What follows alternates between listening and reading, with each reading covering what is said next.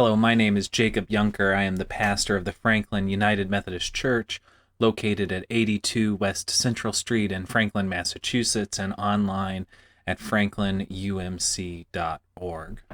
This is the first reading.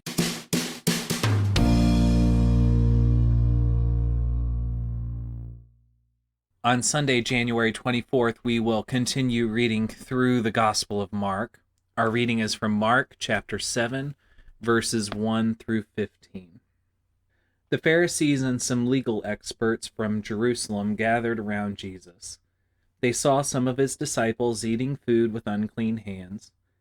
They were eating without first ritually purifying their hands through washing.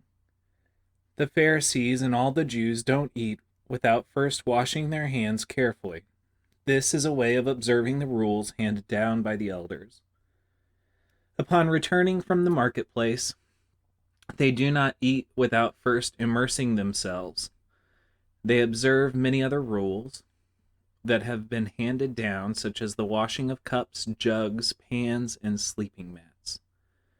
So the Pharisees and legal experts asked Jesus, "Why are your disciples not living according to the rules handed down by the elders, but instead eat food with ritually unclean hands?"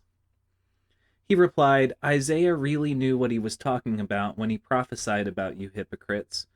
He wrote, 'This people honors me with their lips, but their hearts are far away from me.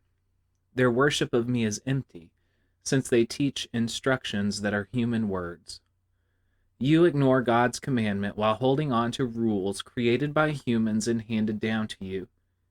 Jesus continued, "Clearly, you are experts at rejecting God's commandment in order to establish these rules. Moses said, 'Honor your father and your mother,' and the person who speaks against father or mother will certainly be put to death. But you say, if you tell your father or mother, 'Everything I'm expected to contribute to you is Corban,' that is, a gift I am giving to God, then you are no longer required to care for your father or mother. In this way, you do away with God's word in favor of the rules handed down to you, which you pass on to others. And you do a lot of other things just like that." Then Jesus called the crowd again and said, "Listen to me, all of you, and understand. Nothing outside of a person can enter and contaminate a person in God's sight. Rather, the things that come out of a person contaminate the person." It seems to me that Jesus is very much on the defensive in this passage. He has been surrounded by the Pharisees, religious persons who were hypersensitive about leading people toward holiness and purity in God's eyes. He is surrounded by religious purists and experts in religious law.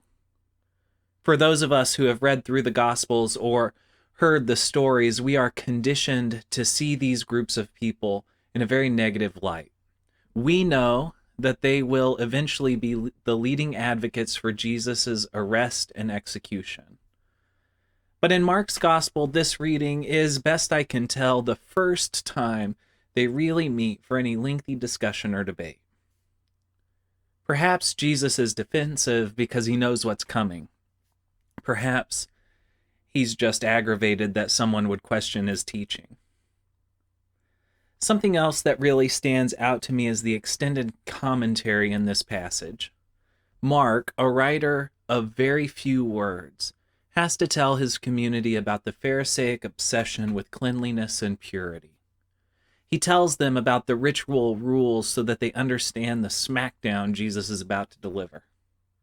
Mark wouldn't have to do that if his community was familiar with the Pharisees and their rules. The commentary suggests some amount of distance between Mark's community and the rule-following Jewish sect known as the Pharisees.